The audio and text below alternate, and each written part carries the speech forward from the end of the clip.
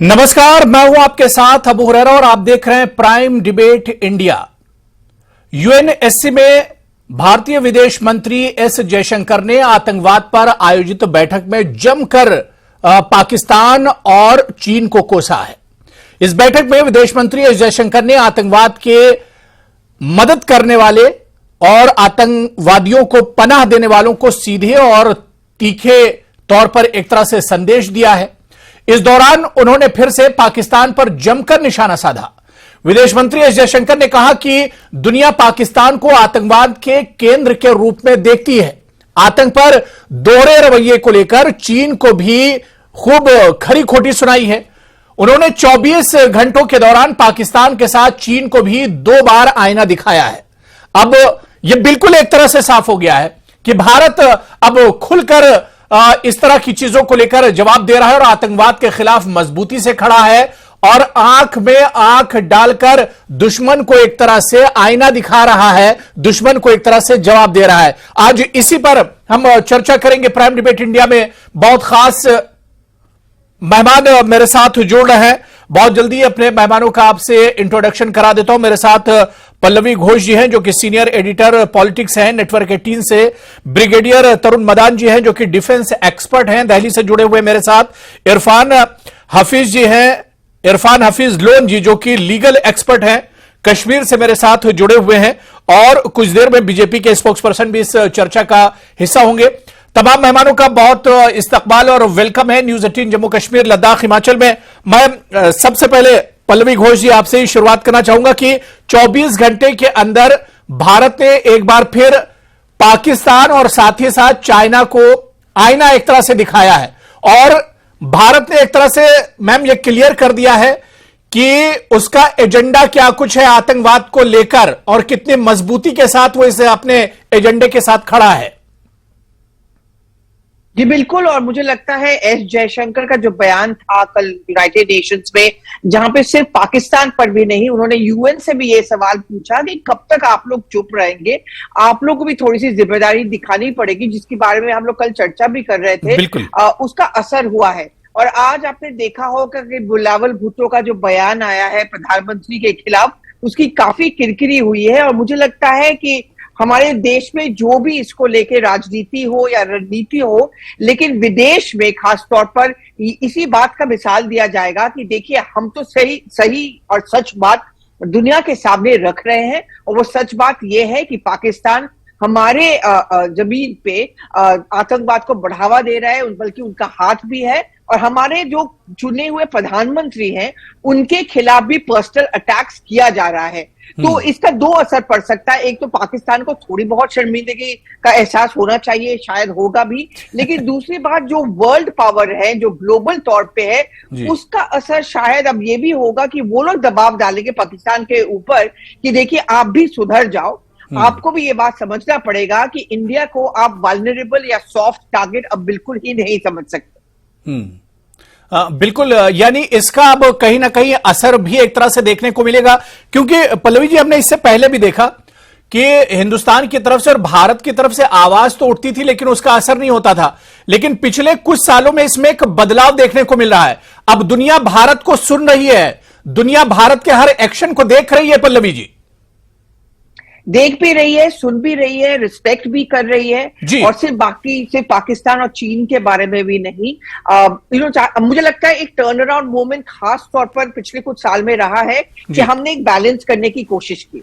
आत्मनिर्भरता की बात हम लोग साथ साथ करते हैं, लेकिन हम दूसरे देशों के साथ भी अपना ट्रेड का जो बिहेवियर है, ट्रेड का जो इक्वेशन है, उसको भी एक लेवल प्लेइंग फील्ड में लाने की कोशिश कर रहे हैं। यानी कि भारत उतना भी एक्सपोर्ट करेगी जितना वो इंपोर्ट करती है, बल्कि मैं ये कहूंगी अब ज्यादा से ज्यादा एक्सपोर्ट करने की कोशिश करेंगे। दूसरी बात ये है, और ये बहुत अहम बात है और बहुत देशों ने ये बात को माना, कि जो कोविड टाइम में भारत ने, जिसको बहुत लोग बैकवर्ड नेशन समझते हैं गलती से, और उन लोगों ने भी ये हमने बहुत राज्यों को वैक्सीन के जरिए मदद की, बाकी सब सामान के जरिए मदद की, और विश्व स्तर पे इस बात को माना गया है और सराहा भी गया है। और मुझे लगता है हम लोगों का रिस्पेक्ट जो है वो और बढ़ता गया है, एटलीस्ट ग्लोबल प्लेटफॉर्म पे। बिल्कुल, अब इसमें तो दो राय नहीं, क्योंकि हिंदुस्तान अब जिस मंच से लेकर तमाम चीजों को रख रहा है, ऐसे में पूरी दुनिया की निगाहें भारत की तरफ हैं। मेरे साथ एक और खास मेहमान है, एडवोकेट आरएस पठानिया जी, जो कि बीजेपी के स्पोक्स पर्सन है जम्मू कश्मीर बीजेपी के, वो भी मेरे साथ जुड़ चुके हैं। आरएस पठानिया जी, आपका भी बहुत स्वागत है न्यूज 18 जम्मू कश्मीर लद्दाख हिमाचल में। मैं ब्रिगेडियर तरुण मदान जी आपके पास आना चाहूंगा। तरुण मदान जी, जिस तरह से पाकिस्तान आतंकवाद को लेकर, और यह यूं कहा जाए कि कश्मीर का राग हमेशा अलापता रहता है, आतंकवाद का जिक्र तो पाकिस्तान कभी करता ही नहीं है, और जिस तरह से एस जयशंकर जी ने कहा है कि अगर पाकिस्तान ने सांप पाला है तो उससे सिर्फ जो उसके पड़ोसी मुल्क हैं उन्हीं को नुकसान नहीं होगा, वो सांप पड़ोसियों को ही नहीं डसेगा बल्कि पाकिस्तान को भी उससे खतरा है। बिल्कुल। तो देखिए जी, उनके देश में भी ये खुद ही अंदरूनी हो ही रहा है। भले वो इल्जाम हमारी कंट्री के ऊपर लगाते रहे, लेकिन इंडिया एक बहुत रिस्पॉन्सिबल नेशन है, उसने आज तक कभी कोई ऐसी हरकत नहीं करी। और जैसे जो मेरे प्रीवियस स्पीकर हैं मिस्टर जोशी, उन्होंने भी कहा था कि India has tried to reach out to the world, कि हम क्या हैं, हम एक संयम वाली कंट्री हैं, हम बिल्कुल एहतियात से काम करते हैं, और हमारा कोई उद्देश्य नहीं है कि हम किसी देश में बाहर जाके आतंकवाद फैलाएं। और जो हमारे मिनिस्टर साहब है Jaishankar ji, he will not mince any words. जो उन्होंने 2-3 स्टेटमेंट पहले भी दी हैं, तो मैं तो बड़ा इंप्रेस हूं जिस तरीके से उन्होंने सारा ये सब मसला आज इसको हैंडल किया है। बिल्कुल। तो उन्होंने क्लियरली दिखाया है कि भाई देखो, ये जो कुछ कंट्रीज हैं, they are sponsoring terrorism like Pakistan. अच्छा, पूरी दुनिया में ये चीज ये है, लोग जानते हैं, लेकिन पता नहीं क्यों उनको डाउट है ये एक्नॉलेज करने के लिए कि हम इसको एक्नॉलेज करें या ना करें। और पाकिस्तान खुद एक कंट्री है जिसकी इकोनॉमिक हालत बिल्कुल खस्ता है। They themselves are engrained in terrorism, और ये चीजें बहुत टाइम पहले शामिल भी हुई हैं, मतलब लोगों ने देखा है। बिल्कुल। Like example of Osama bin Laden, वो वहीं मिले पाकिस्तान में जाकर के। सही। तो दुनिया को धीरे धीरे भारत के प्रति अपना जो है विचार चेंज करना पड़ेगा और मानना पड़ेगा कि भारत की जो नीति है बिल्कुल सही है। और हमारी जो गवर्नमेंट है उसने भी पूरा रीच आउट किया है सबको, और सबको दिखलाया है, प्रूफ दिए हैं, पुख्ता सबूत दिए हैं कि देखिए ये जो चीजें हैं ये कहां से आ रही हैं, और इसका सफरर कौन है? इंडिया। हाँ, लेकिन एक चीज अब इंडिया ने जरूर की है, बिल्कुल सर उठा के और मुंह तोड़ बिल्कुल जवाब देना बिल्कुल शामिल किया इंडिया ने, कि हम आपकी जो है ये सब हरकत बर्दाश्त नहीं करेंगे। जैसा आप करोगे हम पलट के आपके ऊपर वैसा ही एक वार जरूर करेंगे, और वो वार ऐसा होगा जिसको आप झेल नहीं पाओगे। भारतीय फौजें बिल्कुल सक्षम है, गवर्नमेंट का पूरा सपोर्ट है, और बिल्कुल गवर्नमेंट सही दिशा में जा रही है। मैं बिल्कुल इरफान हाफिज लोन जी, मैं आपके पास आना चाहूंगा। इरफान हाफिज लोन जी, अब देखिए कुछ ढका छुपा नहीं रह गया है, पाकिस्तान के बारे में खासतौर से बात करते हैं। जिस तरह से इस जयशंकर जी ने कहा कि दुनिया पाकिस्तान को जान रही कि पाकिस्तान में हो क्या रहा है। पाकिस्तान अपनी सरहद के अंदर जो कुछ करता है वो तो करता है, लेकिन सरहद के पार भी कश्मीर में हालात खराब करने की कोशिश करता है। भारत को किस तरह से नुकसान पहुंचाया जाए, तो इन तमाम चीजों पर पूरी दुनिया को एक होकर निकलना होगा, पूरी दुनिया को मिलकर एक तरह से आवाज उठानी होगी। जी हुरैरा साहब, सबसे पहले मैं आपको यह बताना चाहूंगा कि हमें सबसे पहले जो है पाकिस्तान में क्या हो रहा है उसकी ज्यादा चिंता नहीं होनी चाहिए जी। और हमें सबसे पहले इस बात की चिंता होनी चाहिए कि अपने लोगों को कैसे उनका दिल जीता जाए। आपने देखा होगा, अगर हम संयुक्त राष्ट्र की बात करते हैं तो इसी संयुक्त राष्ट्र ने जो उनका ह्यूमन राइट्स विभाग है, उन्होंने जो अपनी रिपोर्ट दी तो उन्होंने कहा कि जम्मू कश्मीर में भारत सरकार की ओर से मानवता का जो ये ह्यूमन राइट्स वायलेशंस होती है। और आपने देखा इसी साल जो मैं मानता हूं कि mother of all human rights violation, वो ये हुआ कि जब एक परिवार के निर्दोष लोग मारे गए हैदरपोरा में, और उनके छोटे बच्चे जो थे और उनकी बीवी, वो लाल चौक में पूरे रात को धरना पे बैठी कि अगर अब आप उन्होंने मार भी दिया आपको, इन्होंने क्रॉस फायरिंग में, निर्दोष लोग थे, आप हमें इनकी लाश दे दीजिए। तो जब ऐसे हालात हो, हमारे यहां पर अपने लोगों के साथ इतने अत्याचार होते हो, तो उसमें मुझे लगता है कि सबसे अच्छी बात यह होती कि विश्व को समझाने के बजाय हम अपने लोगों के साथ न्याय करते जिस तरीके से आपने देखा उस वाले लोन साहब, पाकिस्तान ये सब कर कौन रहा है? पाकिस्तान ही तो ये सब कर रहा है। ये करवाता कौन है? पाकिस्तान के इशारों पर तो ये तमाम चीजें होती हैं। आप इस चीज को क्यों नहीं समझ रहे हैं? या आप ये कहिए कि समझकर ना समझ बन रहे हैं आप? पाकिस्तान से ही ये तमाम चीजें होती हैं। हिंदुस्तान को और भारत को फिक्र तो इसी बात की लगी हुई है कि भारत कश्मीर में जो इस तरह की एक्टिविटीज होती हैं, कश्मीर में जो मिलिटेंसी इस तरह से बढ़ी हुई है, ये तो पाकिस्तान की ही देन है। देखिए हुरैरा, पाकिस्तान पर कब बोलेंगे आप? देखिए आपने प्रश्न पूछा है, आप मुझे जवाब पूरा रखने दीजिए। सबसे पहले मैं ये मानता हूं, मैं भारत के संविधान में हल ढूंढने वाला व्यक्ति हूं। मैं अहिंसा पे विश्वास रखता हूं। आप सुनिए इरफान साहब, आप ये बताइए कि कश्मीर में जो कुछ होता है, पीस के खिलाफ जो कुछ हो रहा है, जो पत्थरबाजी होती थी, हालांकि पत्थरबाजी तो अब 370 के बाद खत्म हो गई है, वो तो हिस्ट्री का भी एक हिस्सा बन गया है। लेकिन जो मिलिटेंसी होती है, जो मासूम वहां पर मारे जाते हैं, जो टारगेट किलिंग होती है, जो अदर स्टेट के लोग टारगेट बनाए जाते हैं, वो किसके इशारे पर होता है? ये सच्चाई तो आप बताइए। देखिए, मैं एक रिस्पॉन्सिबल होने के नाते ये आपसे कहना चाहूंगा कि dialogue leads to resolutions. Blood speaks only one language, that's blood, and blood speaks only one language, that's death and destruction. मैं ये हमेशा दोहराता हूं। लेकिन इसके साथ साथ मैं आपको कहना चाहूंगा, मानव अधिकारों का उल्लंघन केवल उसे सीमित ना रखे आप। मैं आपको बताना चाहता हूं, जिस पाकिस्तान के पास वाला कश्मीर है, मुझे बहुत सारे लोग कहते हैं आप संविधान की बात करते हैं, मुझे वो बड़ा हमेशा ह्यूमिलेट करते हैं और कहते हैं कि उस वाले कश्मीर के पास उनका प्रधानमंत्री है, उनका राष्ट्रपति है, उनका अपना कोर्ट है, और आपके इस वाले कश्मीर में, मेरे लोकतंत्र में, मेरा स्टेटहुड छीन लिया। नहीं, वो भी देखिए, ये भी कश्मीर हमारा है, वो भी कश्मीर हमारा है। मुझे इरफान जी सुन लीजिए, वो नहीं, इरफान जी सुन लीजिए, ये कश्मीर तो हमारा है, वो कश्मीर भी हमारा है। आपने राजनाथ सिंह को नहीं सुना है? उन्होंने कहा कि वक्त आ गया है, पीओके पर भी हम एक्शन लेंगे, वो भी हमारा ही कश्मीर है। अरे बाबा, पहले इन लोगों को तो अपनाइए जिनको आपने स्टेट छीना। हमें ताने अब आप इसे मान कहां रहे हैं? कहते हैं कि भाई उस वाले कश्मीर में उनका और किस तरह से अपनाएंगे? और किस तरह से अपनाएंगे? आज वहां पर पत्थरबाजी खत्म हो गई, आज वहां पर स्कूल बंद नहीं हो रहे हैं, आज वहां पर हेल्थ सेक्टर को बढ़ावा मिल रहा है, आज वहां पर सिनेमा हॉल खुल रहे हैं, डेवलपमेंट हो रहा है। इरफान साहब, सच्चाई आपको दिखती कहां है? हकीकत आपको दिख कहां रही है? हकीकत आपको कहां दिख रही है? पत्थरबाजी खत्म हुई कि नहीं खत्म हुई, आप पहले ये बताइए। अब कश्मीर में स्कूल बंद नहीं होते हैं, कश्मीर में भी स्ट्राइक नहीं होती है। राष्ट्रीयकरण कर रहे हो। नहीं,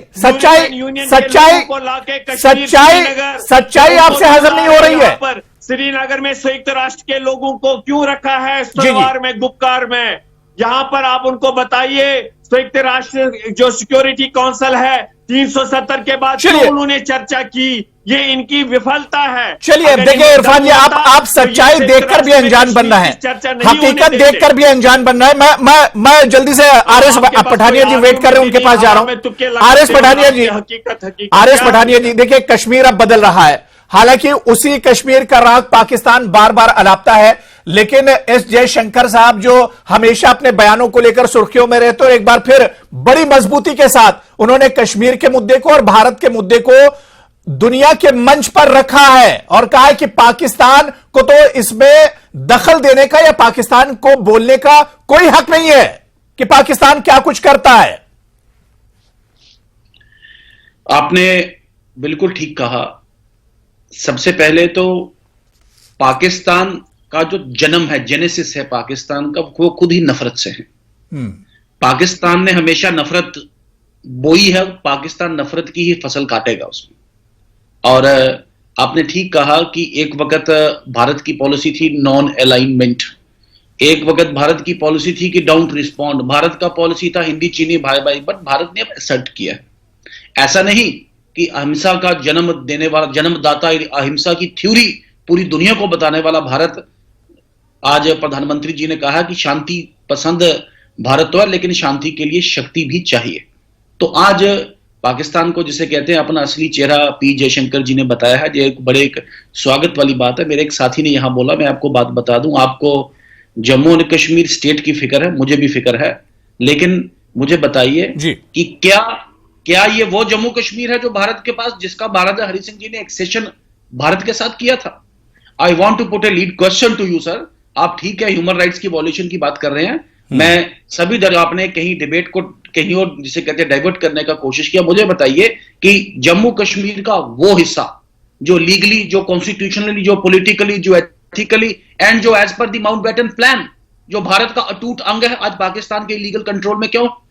एक हिस्सा अक्साई चिन, शख्सगाम वैली, मिस्टर लोन साहब, मैं बीजेपी का स्पोक्समैन तो हूं, लेकिन मैं डोगरा हूं, जम्मू कश्मीर का डोगरा फोर्सेस ने महाराजा हरि सिंह और जोरावर सिंह, महाराजा गुलाब सिंह और जोरावर सिंह के नेतृत्व में जाके आज लद्दाख अगर भारत के साथ है तो उस डोगरा आर्मी की वजह से है। उसमें आज चाइना को अगर बैटल ऑफ तिब्बत में हराया किसी ने तो वो डोगरा फोर्सेस ने हराया। मैं पूछना चाहता हूं, ये गिलगित बाल्टिस्तान कोई किसी से भीख में दी हुई कोई जागीर नहीं थी। हमारे बुजुर्गों ने अपनी छाती पर, जिसे कहते हैं, लहू लुहान करके, अपना बलिदान करके, मेरे दादा बिल्कुल जो हकीकत है उसे तो कम से कम मानना चाहिए। मेरे दादा जो पुलिस ऑफिसर को इसे बार बार कहते थे, हम स्वागत करते हैं जम्मू कश्मीर हमारे डोगरा भाई जो है उनकी अहम भूमिका है। आपको लीड लेनी चाहिए, हम आपके साथ चलेंगे। हमारे तशक्कुस, हमारा राष्ट्रपति, हमारा सदर सारे जम्मू से आपत्ति नहीं है, लेकिन जो हमारा तशक्कुस है, हमारी आइडेंटिटी है, उसे बाहर रखना होगा हमें। India needs to rise, India needs to assert. जी नहीं, बिल्कुल देखिए आप क्रिटिसाइज कर सकते हैं, ये आपका हक है, आप क्रिटिसाइज कर सकते हैं, आपका हक है, लेकिन जो हकीकत है, जो जमीन पर अगर कश्मीर बदल रहा है, आज कश्मीर अगर तरक्की कर रहा है, कश्मीर में डेवलपमेंट हो रहा है, तो उसे भी तो आप, पूरी दुनिया अगर उसे देख रही है, आज वहां पर टूरिज्म बढ़ रहा है, आज वहां पर स्कूल बंद नहीं हो रहे हैं, पत्थरबाजी नहीं हो रही, तो वो हकीकत भी तो आप रखिए सबके सामने। बहुत छोटा सा ब्रेक लेंगे, इस पर आगे भी हम चर्चा करेंगे। तमाम मेहमान मेरे साथ जुड़े हुए हैं, बहुत छोटा सा ब्रेक लेंगे, हाजिर होते हैं।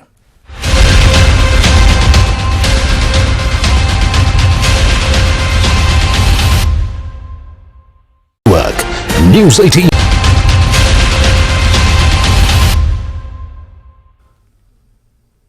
प्राइम डिबेट इंडिया में आज हम बात कर रहे हैं इस जयशंकर के बयान की, जिन्होंने 24 घंटे के अंदर 2 बार पाकिस्तान और चीन को आतंकवाद को लेकर, आतंकवाद को बढ़ावा देने को लेकर एक तरह से घसीटा है और आईना दिखाया है। इसी पर हम बात कर रहे हैं। बहुत खास मेहमान मेरे साथ ब्रेक पर जाने से पहले से ही जुड़े हुए हैं। मैं पल्लवी घोष जी ब्रेक के बाद आपके पास ही आऊंगा। पल्लवी जी, अब जाहिर सी बात है कि भारत एक तरह से यूएनएससी के मन से यह बता रहा है कि आतंकवाद सिर्फ भारत का मसला नहीं है, भारत का इशू नहीं, बल्कि अब यह ग्लोबल इशू है और पूरी दुनिया के लिए एक तरह से खतरा है। इसी वजह से एस जयशंकर जहां पर 26/11 का जिक्र करते हैं, वहीं पर वो 9/11 का जिक्र भी करते हैं कि इस तरह के वाकये अब दुनिया में नहीं होने दिए जाएंगे। जी बिल्कुल, और हम लोग इस बारे में कल भी बात कर रहे थे, क्योंकि एक ऐसा समय था कि ये सोचा जाता था कि भारत में जो आतंकवाद के हमले होते हैं वो सिर्फ भारत और पाकिस्तान या सार्क देशों या नेबरहुड के तर्ज पर ही सीमित है। हमें ऑफर ऐसा होता था कि सिंपैथी नहीं मिलता था, चाहे वो यूरोप के देशों से हो, चाहे वो अमेरिका से। एक टर्न अराउंड मोमेंट में तब भी कहूंगी अमेरिका के लिए तब था जब उनके यहाँ 9/11 हुआ। यूरोप के बहुत सारे देशों में, चाहे वो एम्स्टर्डम की बात करें, ब्रसेल्स की बात करें, बेल्जियम की बात करें या लंदन की बात करें, और यूरोप के बहुत सारे ऐसे देश हैं जो खुद आतंकवाद के शिकार रह चुके हैं और हुए भी हैं हाल में। अब वो समझने लगे हैं कि जो इंडिया कहती आई है वो सही है, और ये आतंकवाद का शिकार कोई भी देश हो सकता है, चाहे वो अब विकसित देश हो, चाहे वो बैकवर्ड देश हो, हर कोई वल्नरेबल है। और प्लेयर्स वही 2-3 हैं। इनके पीछे अगर पाकिस्तान हमारे लिए खतरा बन सकती है, तो एक मिडिल ईस्ट के कुछ कंट्रीज हैं जो यूरोप के लिए, जो अमेरिका के लिए भी खतरा बन के रह सकती है। तो एक ये है सिंपैथी, दूसरा एक एहसास होना कि जो भारत कहती आई है वो एकदम सच है, और तीसरा भारत का जो छवि है, भारत का जो स्टैंडिंग है इंटरनेशनल प्लेटफॉर्म में, वो कुछ पिछले कुछ सालों से मैं कहूंगी बहुत बदला है, और हमें बहुत मायने में दबंग भी माना जाता है। और इसमें हमारी जो विदेश नीति है, हमारी जो कूटनीति है, उसको मैं बहुत रिस्पॉन्सिबल मानूंगी। एज अ पत्रकार मैं अक्सर प्रधानमंत्री के विजिट पे जाती हूँ, या ऐसा कुछ विजिट हुआ है मैं जाती हूँ। मैंने पहले भी गई हूँ, अभी भी गई हूँ, बहुत बदलाव मैंने भी देखा है। पहले होता था कि बहुत सारे लोग बोलते थे what is India, who is India. अब वो समझते हैं वो इंडियन डायस्पोरा ने भी वहां पे बिल्कुल। बहुत तरक्की की है। वो बिल्कुल। हमारे सबसे बड़े राजदूत है इस मायने में। प्लस हमारी छवि भी अब बदलती जा रही है कि हम जो कह रहे हैं आतंकवाद के बारे में जी। वो बिल्कुल सच है। और एस जयशंकर खास तौर पे उनके लिए मैं ये कहूंगी कि उनका एक रुतबा बना है, टफ टॉक के लिए वो जाने जाते हैं। और उन्होंने ये मिसाल कल भी दिया है यूएन में, जब उन्होंने कहा है कि आईना देखने की जरूरत नहीं, बिल्कुल जाहिर सी बात है कि हिंदुस्तान का एक रुतबा है और रुतबा बढ़ा है पिछले कुछ सालों में, अगर हम देखें। और अब दुनिया हिंदुस्तान को देख भी रही और सुन भी रही कि यहां से क्या कुछ मैसेज दिया जा रहा है। मैं इरफान हाफिज लोन जी आपके पास आना चाहूंगा। इरफान हाफिज लोन जी, आप पड़ोसी देशों से या चाइना और पाकिस्तान से, और खासतौर से पाकिस्तान से बात करने की वकालत करते हैं, लेकिन मुझे एक चीज आप बताइए कि आतंकवाद और बातचीत दोनों साथ साथ कैसे चल सकती हैं? हम उनसे बात करें और वो पीछे से हमारी पीठ पे छुरा घोपे। देखिए अबू हुरैरा साहब, मैं आपसे बताना चाहता हूं, ये मेरी वाली बात नहीं है। जो भारत की विदेश नीति है उस पे अगर आप देखें तो शिमला एग्रीमेंट कहता है कि हिंदुस्तान और पाकिस्तान बातचीत से समस्याओं का समाधान करेंगे, शिमला एग्रीमेंट। और वो कहते हैं हर समस्या पे बातचीत होगी और उसमें कश्मीर का जिक्र है। उसका मतलब एक दो बार नहीं, बहुत बार बात हो चुकी है, बात इस पर बहुत हो चुकी है। आप मेरी बात सुनिए, ये तो मैं वही कह रहा हूँ। बीजेपी की जब सरकार थी तो उन्होंने भी इसको आगे बढ़ाया और उन्होंने ये कहते हुए भी कि विपक्षी है, लेकिन जम्मू कश्मीर से हुर्रियत कॉन्फ्रेंस से चर्चा की माननीय वाजपेयी जी ने, मनमोहन सिंह जी ने। मैं पढ़ाने जा रहा हूं। जी जी जी, आप मेरी बात सुन ही नहीं रहे। नहीं, मैं सुन रहा हूं, आप कंटिन्यू कीजिए, मैं सुन रहा हूं। उसका मतलब ये हुआ कि वो रिकॉग्नाइज करते हैं कश्मीर भी एक पार्टी है। फिर पाकिस्तान से चाहे मुशर्रफ हो, फिर नवाज शरीफ साहब हो, कोई साहब हो, उनसे बात की वहां पर, तो उसका उनको भी रिकॉग्नाइज किया। पठानिया साहब, आप बीच में बोल सकते हैं जी। वो कभी कहते हैं कि विपक्षी है, कभी कहते हैं जी नहीं है। मैं मुकम्मल कर रहा हूँ। हम जहां तक जो बात देखिए बीच में छोटा सा इंटरवेंशन मेरा, मैं आपके लोन साहब, आपने भारत की फॉरेन पॉलिसी की बात कर रहे हैं, आपके ध्यान में रहे कि शिमला डिक्लेरेशन तो है, लेकिन शिमला डिक्लेरेशन के बाद भारत के पार्लियामेंट का फुल, जिसे कहते हैं मेजोरिटी के साथ रेजोल्यूशन में, जिसमें भारत ने we the people of India parliament ने डिक्लेयर किया है कि जो भी जम्मू कश्मीर का भाग जो महाराजा हरि सिंह ने उस वक्त एक्सीड करके भारत के साथ लगाया था, भारत कमिटेड है उसको वापस लेने के लिए। तो भारत की फॉरेन पॉलिसी को कोट मत करें। भारत की फॉरेन पॉलिसी बिल्कुल रिफ्लेक्टिव है। भारत की पार्लियामेंट ने, हर पॉलिटिकल पार्टी ने, वो कश्मीर से लेकर कन्याकुमारी तक हर पॉलिटिकल पार्टी ने इसमें किसी ने भी विरोध नहीं जताया है। वी स्टैंड कमिटेड, जितना भी कश्मीर, चाहे पाकिस्तान चाहे चाइना के कंट्रोल में, this is our political will, ये हमारा पॉलिटिकल विल है, वापस लेंगे। मेरा बात सुने, आर्टिकल 1 को रेलेवेंट शेड्यूल को पढ़िए। चलिए ठीक है, देखिए कुछ ऑडियो में प्रॉब्लम हो रहा है। मैं ब्रिगेडियर तरुण मदान जी आपके पास आना चाह रहा हूं। तरुण मदान जी, सिर्फ पाकिस्तान ही नहीं बल्कि आप देखिए कि यूएनएससी के मंच से एस जयशंकर जी ने चीन पर भी निशाना साधा है, क्योंकि चीन के आशीर्वाद से ही पाकिस्तान का आतंकवाद चल रहा है। जिस तरह से आतंकवाद के लिए पाकिस्तान जिम्मेदार है, उतना ही जिम्मेदार एक तरह से चीन भी है। बिल्कुल बिल्कुल, अगर चीन की सपोर्ट नहीं होगी तो पाकिस्तान ये सब हरकतें नहीं कर पाएगा। अब सपोर्ट कैसे है? मॉनेटरी, टेक्नोलॉजी और प्लस फिजिकल सपोर्ट तो कर ही रहे हैं। एक उदाहरण मैं भी देना चाहूंगा। कुछ लोग कह रहे थे डायलॉग की बात, अब 2 साल लगभग हो गए चीन के साथ डायलॉग चल रहा है। सही। अगर ये डायलॉग चल रहा था, जो अभी हाल में हरकत हुई है 9 तारीख को, फिर वो क्यों होनी चाहिए थी? सही। चीन को फिर कोई ऐसा एक्शन लेना ही नहीं चाहिए था। When we are already discussing things and dialogues are going on, flag meeting, कितनी सारी मीटिंग हो चुकी है इस सिलसिले में, तो ऐसी कोई हरकत करनी नहीं चाहिए थी। तो जब तक पाकिस्तान को चीन का सपोर्ट प्राप्त नहीं होगा, पाकिस्तान ऐसी हरकत नहीं कर सकता, ये मेरा मानना है। बाकी भी कुछ और कंट्रीज हैं जो शुरुआती दौर में पाकिस्तान को सपोर्ट करती रही हैं, और अब वो भी ये जो है चीजें देख रही हैं कि क्या गलतियां उन्होंने करी, लेकिन कई बार हाथ खींचना भी मुश्किल हो जाता है इन सब चीजों से। तो स्लोली जो वर्ल्ड ओपिनियन है वो बिल्कुल चेंज हो रहा है। वो हमारे एडवांटेज में है towards India, and everybody supporting India stand and India point of view. Plus जैसा और लोग भी कह रहे हैं, इंडिया ने अपने अलग अलग प्लेटफॉर्म में अपनी कंट्री को दिखाया कि हमारी क्या क्षमता है, हम किस चीज के केपेबल हैं। देखिए, you can talk from a position of strength. जब आपकी इकोनॉमी स्ट्रांग है, आपकी डिफेंस फोर्सेस स्ट्रांग है और आपके देश के अंदर के अंदरूनी हालात स्ट्रांग है, तभी आप अगले आदमी से डट के बात कर सकते हैं। और इन सब चीजों में बहुत बहुत बहुत बदलाव आया है। बिल्कुल। मैं पल्लव जी एक लास्ट कमेंट आपसे लेना चाह रहा हूं कि भारत ने यूएनएससी के मंच से यह भी पूरी दुनिया से एक तरह से कहा है कि आतंकवाद भारत का मसला नहीं है या सिर्फ ये एशिया का मसला नहीं, पूरी दुनिया का एक ग्लोबल इशू एक तरह से है और इसमें सेलेक्टिव होकर नहीं, अब सबको खुलकर आना होगा, चाहे वो चाइना हो, चाहे पाकिस्तान हो, अफगानिस्तान हो या इस तरह के जो मुल्क जहां पर पनप रहा है आतंकवाद, उनके खिलाफ सबको खुलकर आना होगा। बैकडोर एंट्री होती है जहां पे आप कहते हो कि आप कड़ी निंदा करते हो पाकिस्तान का, लेकिन उनके साथ आप ट्रेड जारी रखते हो या उनके आर्म्स के लिए आप फंड्स देते हो, उनके साथ आर्म्स ट्रेड करते हो, उसके भी कहीं ना कहीं इशारा एस जयशंकर और भारत का भी रहा है। और मुझे लगता है यहाँ पे दो चीजें हो रही है। एक तो ये संदेश बहुत सारे देशों को दिया जा रहा है, जैसे अमेरिका अक्सर पाकिस्तान की निंदा करती है, लेकिन उन्हीं के साथ आर्म्स डील डिफेंस पैक्ट्स होते हैं, वो भारत कहती है कि आप ये डबल स्टैंडर्ड्स नहीं मेंटेन कर सकते हो। दूसरी बात, जो चाइना और पाकिस्तान की करीबी रिश्तों के बारे में बात की जाती है, इंडिया के लिए उतना भी खतरा चाइना से भी है और इंडिया एक एक्सिस भी तैयार करने की कोशिश कर रही है जो पाकिस्तान के खिलाफ भी हो और चाइना के खिलाफ भी हो। और मुझे लगता है इसमें कम से कम अब इंक्रीजिंगली आप देखोगे अमेरिका भारत का साथ दे रही है। नहीं, बिल्कुल। अब जाहिर सी बात है कि इस तरह के जो मुल्क हैं, इनका चेहरा दुनिया के सामने एक तरह से आ रहा है और भारत कहीं ना कहीं इसमें एक अहम किरदार अदा कर रहा है। बहुत बहुत शुक्रिया, बड़ी अच्छी बातचीत हुई। पल्लवी घोष जी, बहुत बहुत शुक्रिया आपका, और ब्रिगेडियर तरुण मदान जी, इरफान हाफिज लोन जी और एडवोकेट आर एस पठानिया जी, सभी का बहुत बहुत शुक्रिया इस चर्चा में जुड़ने के लिए। नमस्कार।